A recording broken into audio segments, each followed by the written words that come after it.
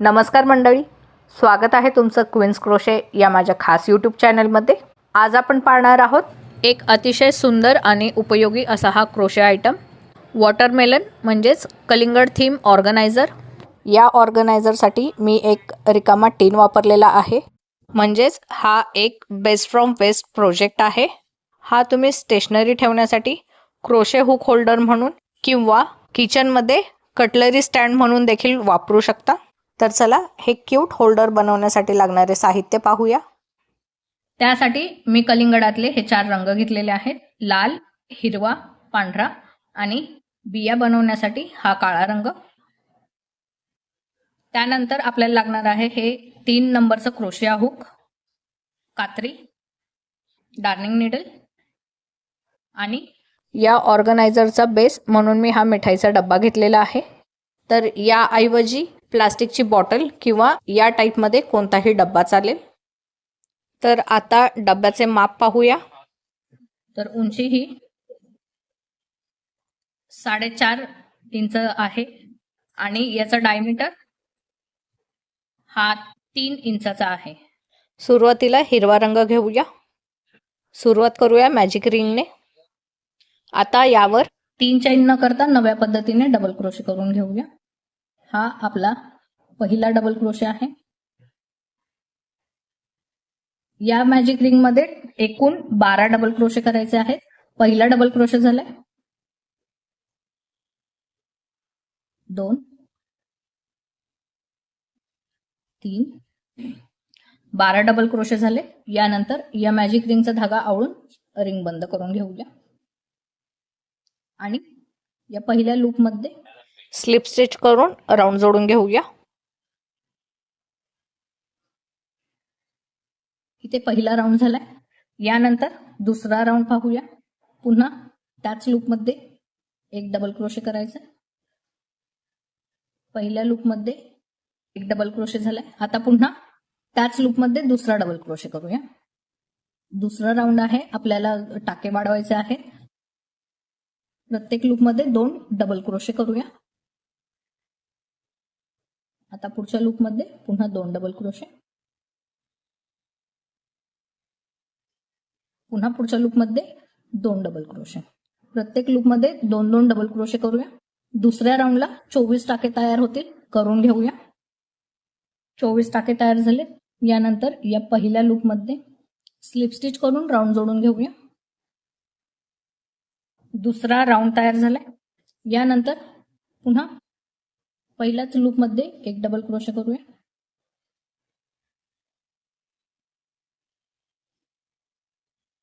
यानंतर आता पुढच्या लूप मध्ये वाढवायचा आहे, तर पुढच्या लूप मध्ये 2 डबल क्रोशे करूया. एक, त्याच लूप मध्ये पुन्हा दुसरा डबल क्रोशे. पुढच्या लूप मध्ये एक डबल क्रोशे. पुन्हा पुढच्या लूप मध्ये वाढवायचा आहे, तर पुढच्या लूप मध्ये 2 डबल क्रोशे. एक झाला, हा दुसरा. आता पुन्हा पुढच्या लूप मध्ये एक डबल क्रोशे. त्याच्या पुढच्या लूप मध्ये वाढवायचा आहे, पुन्हा 2 डबल क्रोशे एकाच लूप मध्ये. याप्रमाणे 1-2 1-2 करून राऊंड पूर्ण करायचा आहे. तर तिसऱ्या राऊंडला 36 टाके पूर्ण होतील, करून घेऊया. तिसरा राऊंड पूर्ण झालाय. स्लिप स्टिच करूया आणि इथे राऊंड जोडून घेऊया. यावर पुन्हा पहिला डबल क्रोशे करूया.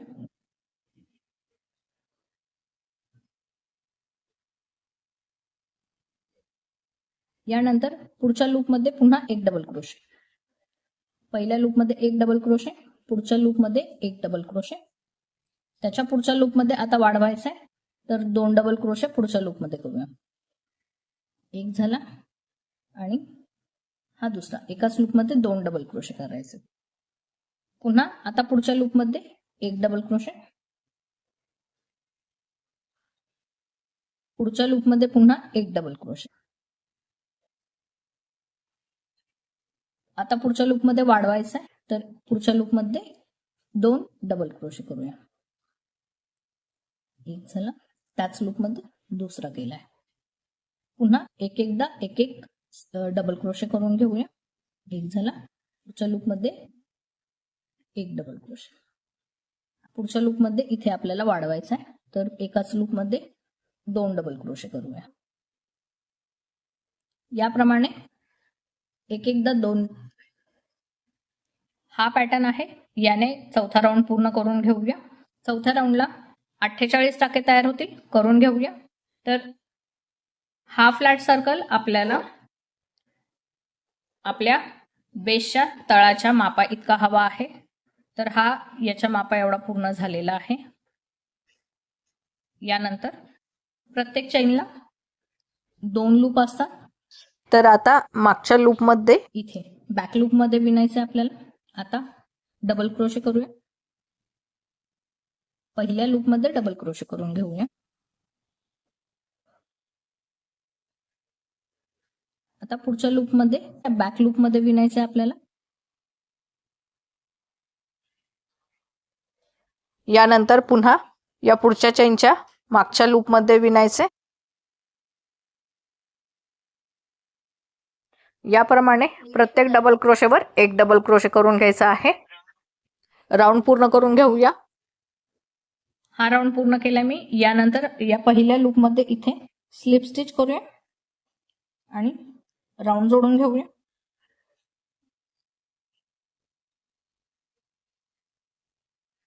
यानंतर ही सरळ बाजू बाहेरच्या बाजूला काढून घेऊया.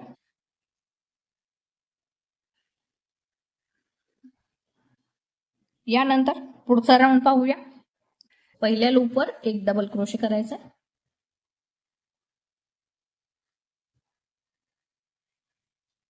आता नेहमीप्रमाणे प्रत्येक लूपमध्ये एक डबल क्रोशे करून घ्यायचा.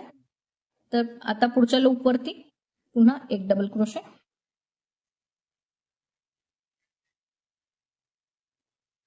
पुढच्या लूपमध्ये पुन्हा एक डबल क्रोशे. त्याच्या पुढच्या लूपमध्ये एक डबल क्रोशे. याप्रमाणे प्रत्येक लूपवरती एक डबल क्रोशे करून घेऊया. हा राऊंड पूर्ण केलाय मी. यानंतर यावरती स्लिप स्टिच करूया आणि इथे राऊंड जोडून घ्यायचा. तर हे याप्रमाणे येईल. तर मला हिरव्या रंगाची हाईट एवढी हवी आहे. तर इथे आपले 2 राऊंड तयार झालेले आहेत. याचप्रमाणे अजून 3 राऊंड करूया. तर प्रत्येक डबल क्रोशावर एक डबल क्रोशे करत जायचं आहे. तिसरा, चौथा आणि 5वा असे 3 राऊंड करून घेऊया. इथे मी 5वा राऊंड पूर्ण केलेला आहे. शेवटी इथे स्लिप स्टिच करूया आणि राऊंड जोडून घ्यायचा.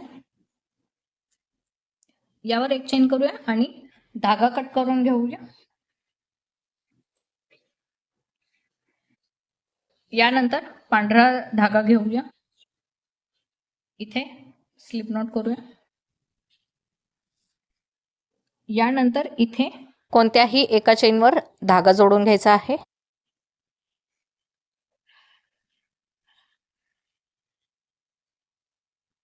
धागा जोडून घेतला मी. यानंतर यावर एक डबल क्रोशे करूया.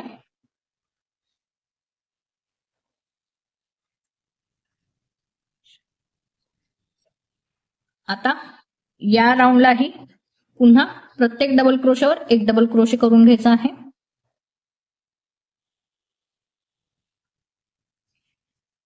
हा दुसरा झाला.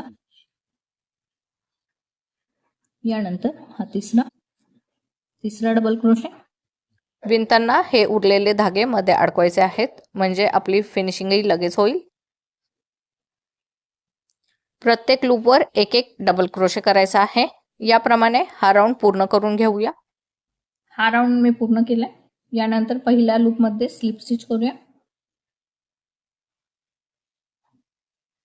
इथे एक चेन करूया आणि धागा कट करून घ्यायचा.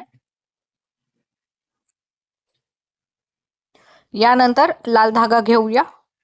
इथे स्लिप नॉट करून घेऊया आणि या लाल धाग्याला इथे कोणत्याही एका चेनवर जोडून घेऊया. यावर पुन्हा आता डबल क्रोशे करूया.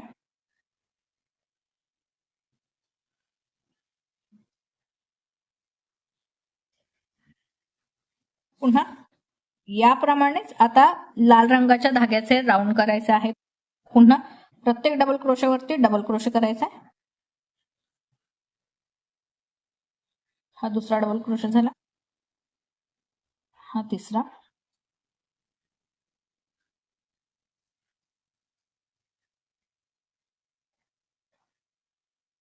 याप्रमाणे हा राऊंड पूर्ण करून घेऊया. हा राऊंड मी पूर्ण केलाय. इथे पहिल्या लूप मध्ये स्लिप स्टिच करूया आणि राऊंड जोडून घेऊया. यानंतर लाल रंगाचे राऊंड किती करायचे तर डबा घेऊया आणि यामध्ये टाकून घेऊया.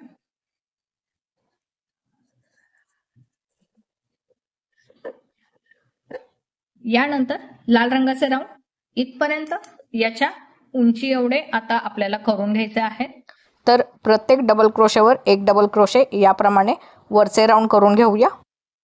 मी इथे लाल रंगाच्या 9 ओळी पूर्ण करून घेतलेल्या आहेत. यानंतर यामध्ये बेस टाकून उंचीप्रमाणे झाले याची खात्री करून घ्यायची आहे. तर हे बरोबर या मापाचं झालेलं आहे. यानंतर शेवटी आता हे काढून घेऊया. मी इथे शेवटी सिंगल क्रोशेने बॉर्डर तयार करणार आहे. प्रत्येक चेनवर एक एक सिंगल क्रोशे करून घ्यायचा आहे. पहिल्या स्टिच मध्ये सिंगल क्रोशे, दुसऱ्या लूप मध्ये पुन्हा सिंगल क्रोशे. याप्रमाणे हा राऊंड पूर्ण करून घेऊया. शेवटी इथे पहिल्या लूप मध्ये स्लिप स्टिच करूया. यावर एक चेन करून धागा कट करून घेऊया. यानंतर या धाग्याला व्यवस्थित फिनिशिंग करून घेऊया. इथे मी व्यवस्थित फिनिशिंग करून घेतली. यानंतर काळा धागा घेऊया आणि डार्निंग नीडल मध्ये टाकून घ्यायचा. धागा मोठा काढायचा. आता यावर आपल्याला कलिंगडाच्या बिया बनवून घ्यायच्या. तर बिया या फक्त लाल रंगाच्या भागावर बनवायच्या आहेत. तर या लाल भागावरती व्हिडिओत दाखवल्याप्रमाणे व्यवस्थित थोड्या थोड्या अंतरावर बिया बनवून घ्यायच्या आहेत.